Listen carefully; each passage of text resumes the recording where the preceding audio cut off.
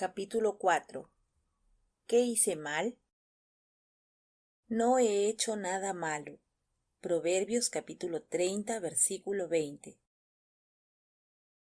¿Cuántos de nosotros pensamos que tuvo que ser algo que hicimos mal, que causó nuestra angustia actual? Ya sea que la angustia esté relacionada con nuestra salud, una relación o con respecto a nuestras finanzas, creemos que tuvo que ser nuestra culpa que sucedió esta terrible situación.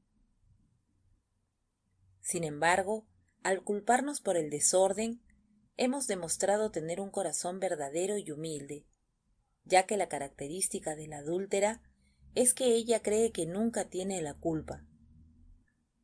Proverbios capítulo 30, versículo 20 nos dice: Este es el camino de una mujer adúltera. Ella come y se limpia la boca, y dice: no he hecho nada malo. Asumir la responsabilidad de por qué estamos en nuestra crisis o angustia es un gran lugar para comenzar a encontrar nuestra salida, ya que nos lleva a buscar al Señor para que escudriñe nuestro corazón. Búscame completamente, oh Dios, y conoce mi corazón. Pruébame y conoce mis pensamientos. Y mira si hay en mí camino malo o perverso, y guíame por el camino eterno. Salmos capítulo 139, versículos 23 y 24. Sin embargo, una vez que te hayas mirado a fondo, te hayas arrepentido de todo, entonces es hora de pasar a un principio que muy pocos cristianos entienden. Tristemente, incluso muchos pastores ignoran el principio cuando predican. Es comprender que una crisis a menudo se trata más de que Dios obtenga una mayor gloria, y también de que Él pueda finalmente bendecirla. Aquí está el principio en este versículo. Al caminar por la calle, Jesús vio a un hombre ciego de nacimiento.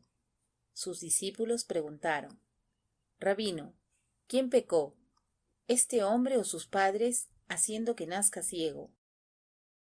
Jesús dijo: Estás haciendo la pregunta equivocada. Estás buscando a alguien a quien culpar. No hay tal causa-efecto aquí. Busque, en cambio, lo que Dios puede hacer. Juan capítulo 9, versículos 1 y 2, mensaje. Nuestra naturaleza humana adora culpar a alguien por la razón cuando algo está mal. Creemos que cada problema que nos aqueja es el resultado del pecado de alguien, el error de alguien que está dispuesto a atraparnos, cuando de hecho a menudo es Dios mismo quien está detrás de él. Sabemos que esto es cierto porque así lo dice en este versículo, para que los hombres sepan desde el nacimiento del sol hasta donde se pone que no hay nadie más que yo. Yo soy el Señor y no hay otro, el que forma la luz y crea la oscuridad, que causa bienestar y crea calamidad. Yo soy el Señor que hace todo esto.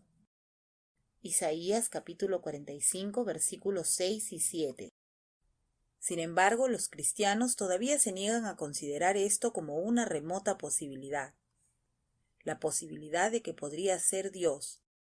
No solo Dios quien está permitiendo este ataque enemigo, sino realmente Dios quien creó la calamidad. Sin embargo, si vamos más allá del quién y damos el siguiente paso para ¿por qué?, entonces podríamos entender completamente es debido a que Dios busca una mayor gloria para mostrarle a los perdidos y al creyente lo que Él puede hacer, lo imposible. He aquí yo soy el Señor, el Dios de toda carne. ¿Hay algo demasiado difícil para mí? Ah, Señor Dios, he aquí tú has hecho los cielos y la tierra con tu gran poder y con tu brazo extendido.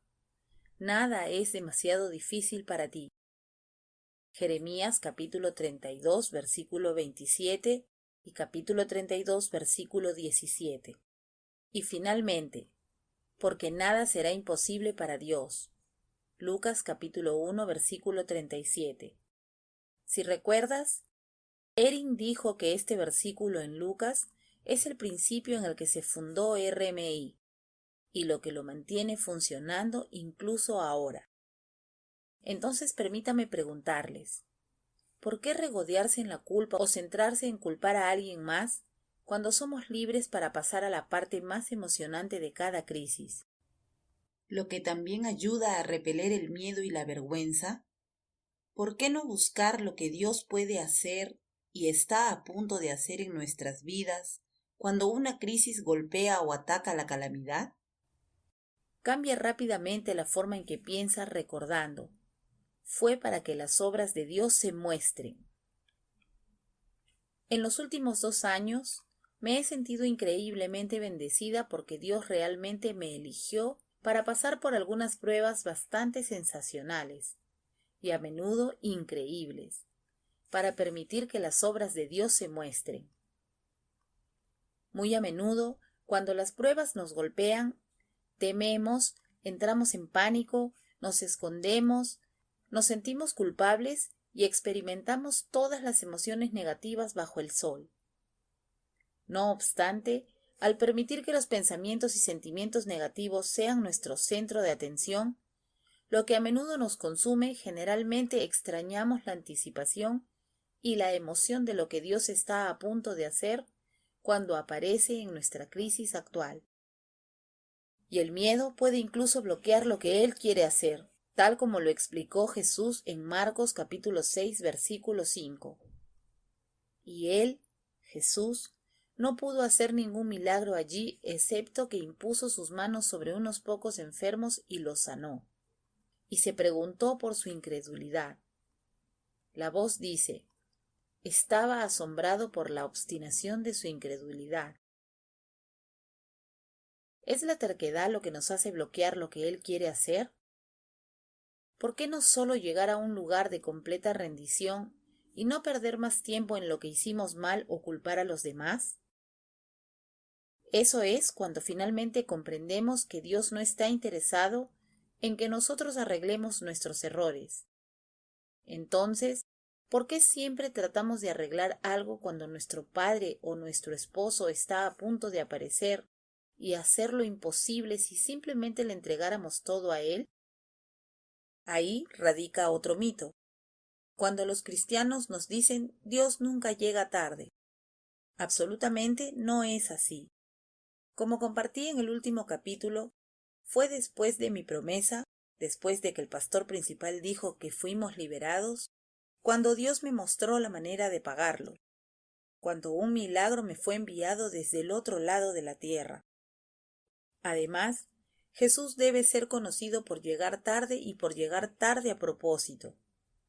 Entonces, cuando yo, que estaba enfermo, se quedó 2 días más en el lugar donde estaba. Entonces, cuando Jesús vino, descubrió que ya había estado en la tumba 4 días.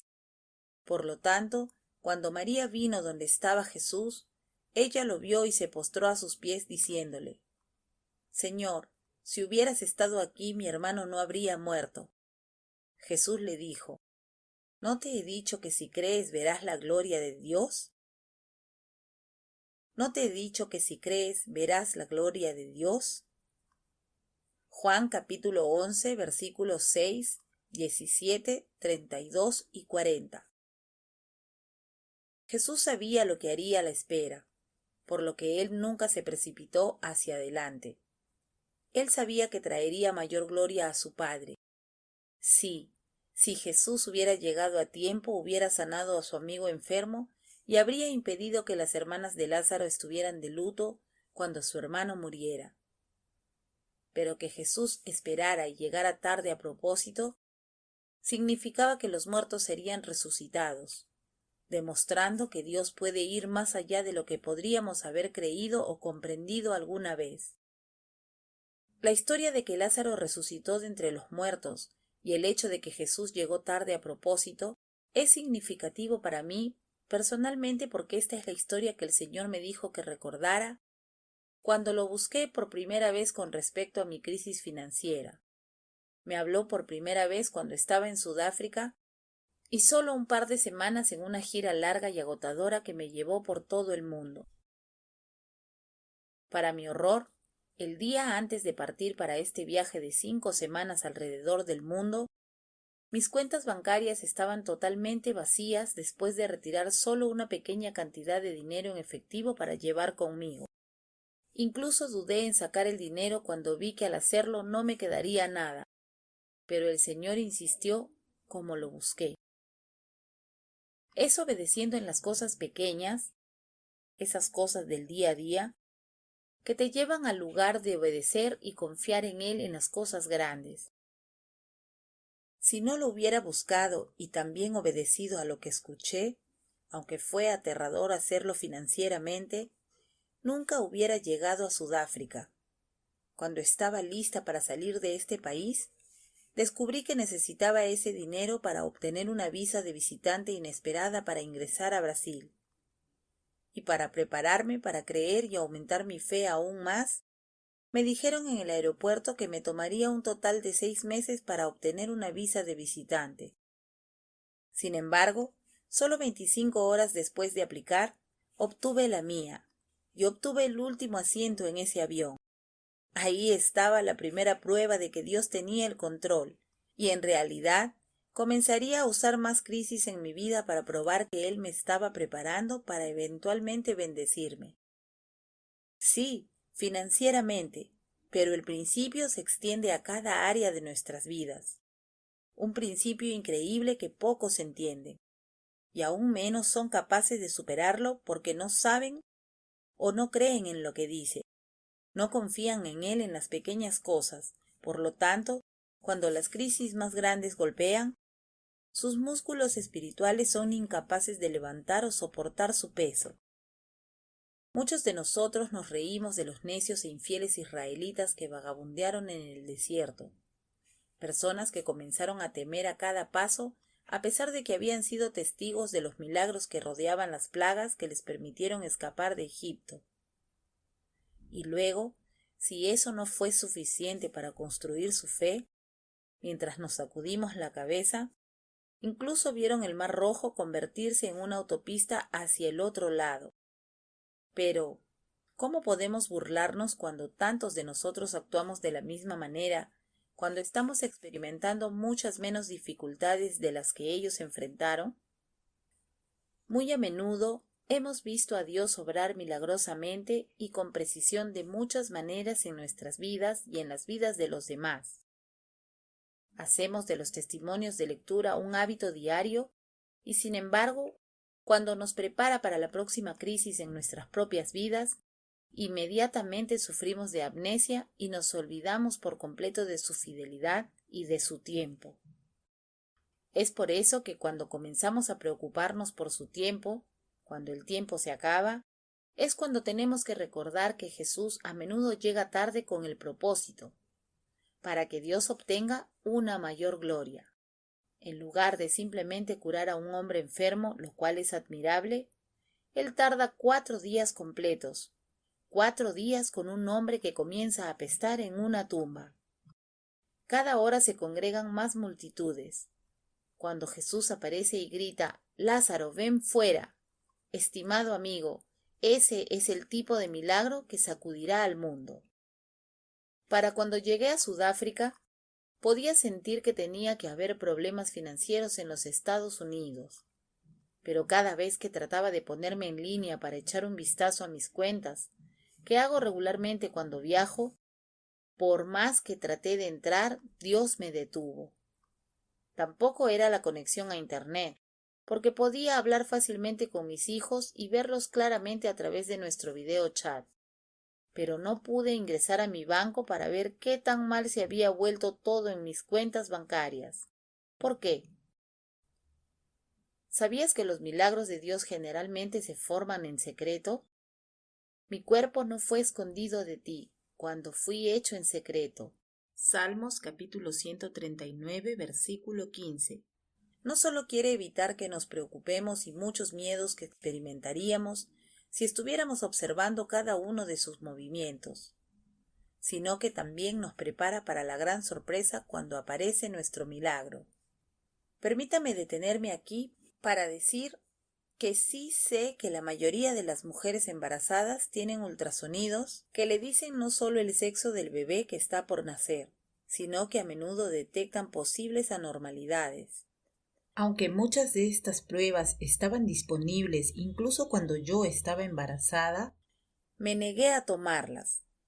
A menudo tuve que firmar una exención para liberar a los médicos de cualquier responsabilidad futura o potencial demanda.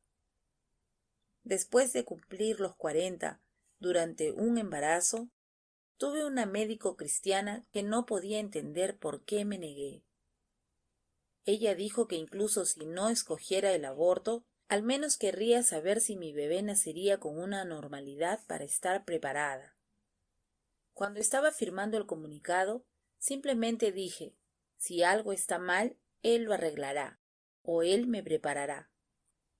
Uno que no tomé en consideración fue que él tomó niños para estar con él antes de que pudieran nacer con algo anormal, esa bebé en particular que perdí. El por qué la quería a ella no es algo con lo que deba preocuparme. Solo sabiendo que está viendo lo que Dios determinó que debería estar escondido, es suficiente para que yo pueda confiar en Él. A lo largo de los años, he visto a tantas madres que sufrieron innecesariamente cuando se les dijo algo como incapacidad de concebir o errores obvios en el diagnóstico que no estaban presentes cuando nacieron sus bebés o anomalías que surgieron, en otras palabras, fueron sanados. Por favor, comprenda que no estoy diciendo ni le digo a nadie que viva en este nivel de fe.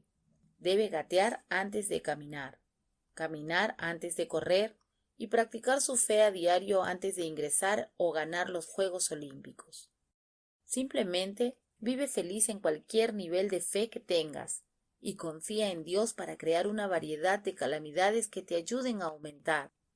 Lo que me mantuvo en ese momento y lo que me mantiene en pie ahora es dejar de mirar lo mal que están las cosas. Afortunadamente, la mayoría de mis facturas se realizan mediante pagos automáticos. Por lo tanto, no tengo que seguir mirando lo que está pasando con mis finanzas. Sí, podría, pero no lo hago. En cambio, miro hacia arriba, a su cara, centrándome en su bondad y fidelidad, recordando todo lo que Él ha hecho por mí en el pasado para mantener mi fe edificada. La verdad es que Dios no me empujó simplemente a este desierto sin antes mostrarme su genialidad y su fidelidad por muchos, muchos años. En 2 ocasiones, hace poco, Dios me mostró un milagro financiero increíble ante mis propios ojos. Lo primero sucedió cuando acepté asumir toda la deuda familiar y ministerial cuando mi esposo solicitó el divorcio. Fue más que abrumador, ya que mi esposo me dijo honestamente que no podría pagar todas las facturas y que debido a mi generosidad y estupidez también perdería mi casa. Como Dios se había tomado el tiempo de hacerme parecer tonta, para mí fue una evidencia de que iba a hacer algo un poco radical, lo que significaba que me había llamado a una especie de obediencia radical. El Señor me incitó a pagar miles de dólares de los que te hablé en el capítulo 1, y como resultado, como también lo leíste, sucedió un milagro. Entonces, para tener 2 milagros financieros para recordar cuando las cosas llegaron a la gran crisis que estoy viviendo ahora, Dios me permitió despertarme una mañana solo para descubrir que no tenía dinero en ninguna de mis cuentas. Fue justo después de Navidad. ¿Cómo es eso para comenzar el año nuevo, verdad? Por lo tanto, permítame compartir este testimonio con ustedes. Porque, ¿adivina qué? Compartir lo que Dios ya ha hecho no solo puede alentarte, sino que también me ayuda a seguir adelante sabiendo lo que está a punto de hacer ahora cuando lo necesito aún más. Aunque no sé los detalles de cómo lo hará, porque si lo supiera podría tener miedo. Lo sé, sin embargo, sé cómo termina. Lo que Él hizo, los testimonios que comparto contigo a lo largo de este libro, nunca fueron solo para mí. Dios me preparó permitiéndome vivir estas pruebas por ti, para que puedas creer en Él en cada una de tus crisis financieras. Y por favor, no piense en ellos dentro de las limitaciones de sus finanzas. Cada uno de sus principios son buenos para todo lo que les aqueja.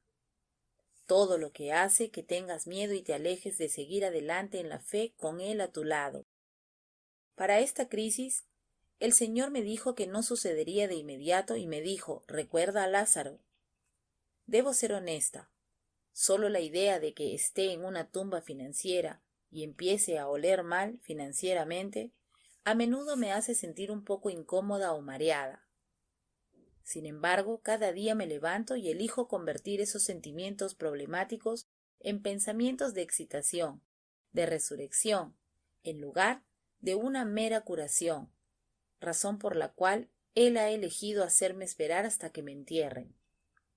Sin duda, mis finanzas comienzan a oler. Oh, pero el aroma de un milagro inminente. Y a pesar de que hice mi mejor esfuerzo para hacer esto en silencio, cuantas más personas terminen sabiendo lo que está sucediendo en mi vida en este momento, de más ridícula, extraña o irresponsable me acusan.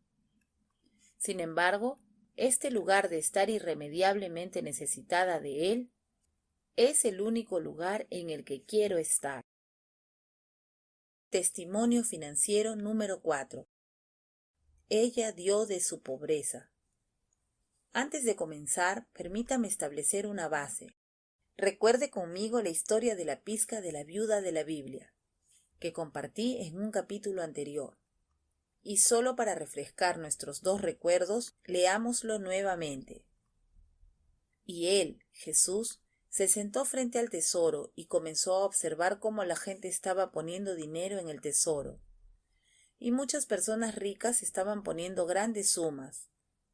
Vino una viuda pobre y puso 2 pequeñas monedas de cobre que equivalen a 1 centavo. Llamando a sus discípulos a él, les dijo, verdaderamente les digo que esta viuda pobre aportó más que todos los contribuyentes al tesoro, porque todos ellos sacaron de su excedente, pero ella de su pobreza puso todo lo que poseía, todo lo que tenía para vivir. Marcos capítulo 12 versículos 41 al 45.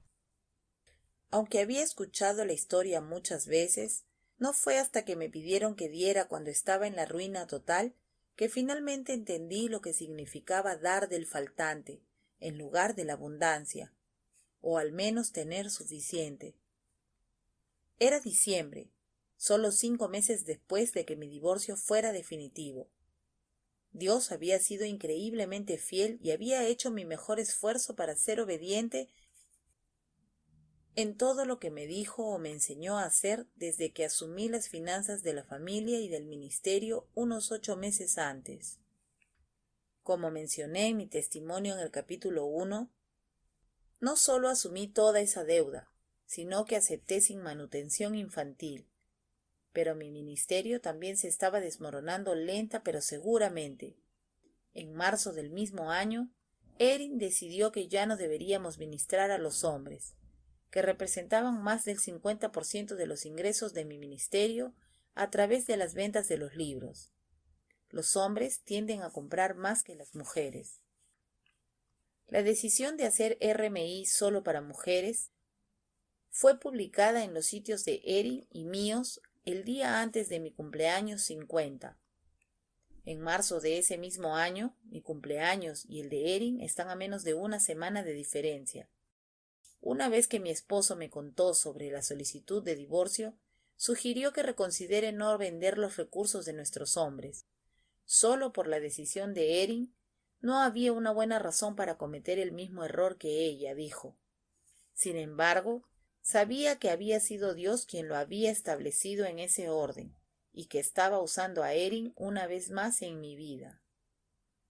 Dios sabía que ser una mujer recién divorciada podría ponerme en una posición vulnerable si tuviera algo que ver con interactuar o ayudar a hombres que también habían perdido a sus esposas.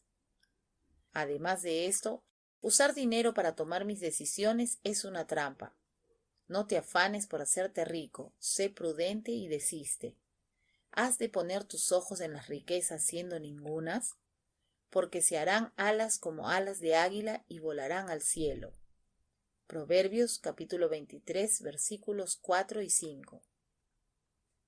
Entonces, incluso antes de que mi divorcio fuera definitivo, los recursos de los hombres estaban fuera de mi sitio y mis ingresos se redujeron inmediatamente a la mitad, al igual que los de RMI.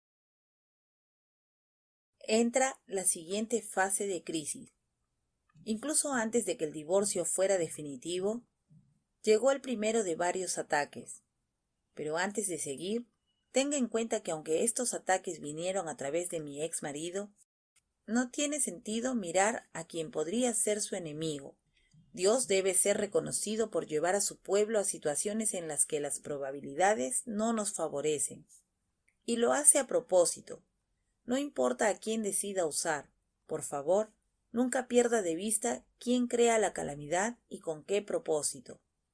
Lo hace para prosperar, estirarnos, al permitirnos ponernos en situaciones precarias para que Él nos rescate en el momento correcto, incluso cuando sea tarde a propósito.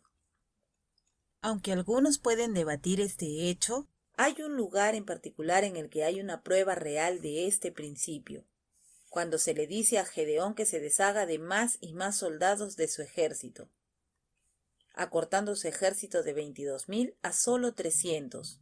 Dios intencionalmente apila las probabilidades contra él, sabiendo que serían las explosiones de las trompetas, no las luchas del ejército, las que ganarían la guerra. Es lo mismo con nuestras vidas.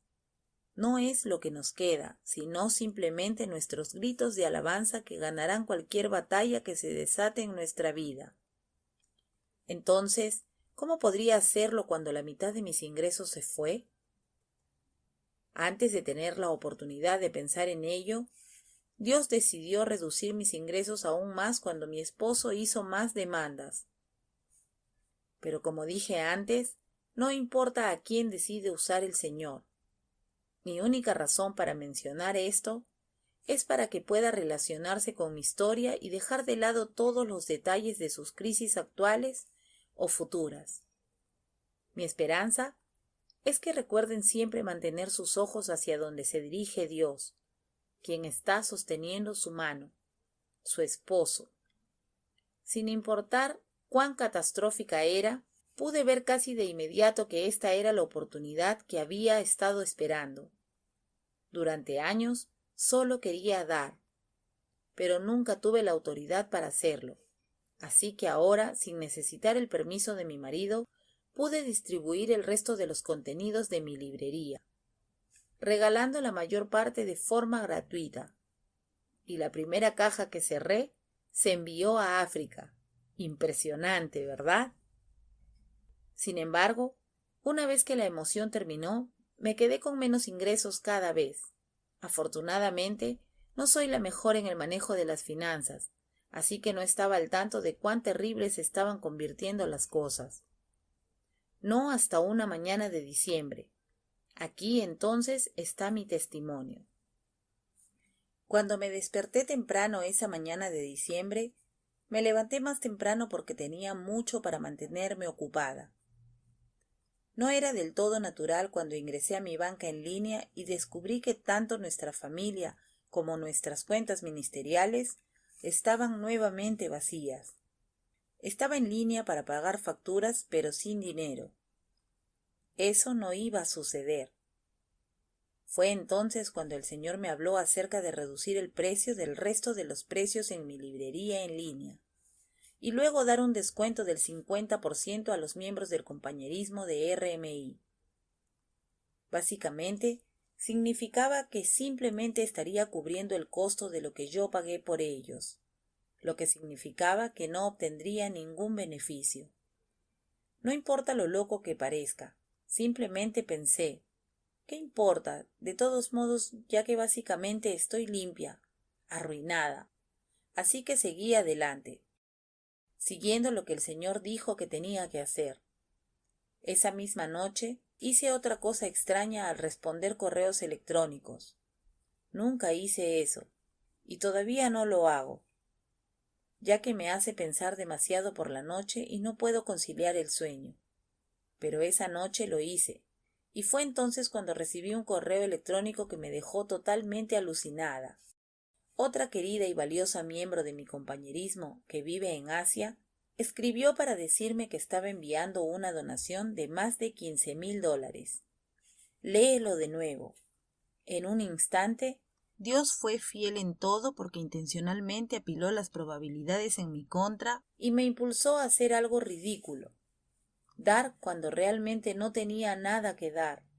Y cuando simplemente obedecí sin retener nada, Él dio abundantemente. Querida novia, aunque te estés endeudando cada vez más, Dios sí tiene un plan y a tu esposo no le preocupa en absoluto. Aunque lo que esté sucediendo no es nada que tú o yo podamos entender, ni siquiera deberíamos intentarlo. No si queremos su plan. Solo asegúrate de nunca, nunca buscar la ayuda de nadie. Nunca. En lugar de eso, simplemente espera a Dios y asegúrate de esperar incluso si llega tarde. Entonces no te sorprendas cuando las cosas realmente se calienten y te pida que hagas algo ridículo. Amada, no te sorprendas del ardiente calvario que te sobreviene para someterte a prueba, como si te sucediera algo extraño. Pero en la medida en que compartas los sufrimientos de Cristo, sigue regocijándote, para que también en la revelación de su gloria, cuando Él venga por ti, te regocijes con júbilo. Primera de Pedro, capítulo 4, versículo 12. Aunque estoy en una situación mucho más grave hoy de lo que estaba en ese día, Dios me ha dado, y a usted, un testimonio increíble de lo que no hizo una vez, sino 2 veces. Nos dio este testimonio para que cada una de nosotras esté lista para ser preparada para cosas aún mayores que Él quiere hacer en nuestras vidas. Él es nuestro esposo celestial, después de todo, el hombre que venció la muerte y la deuda y todos los demás males de este mundo.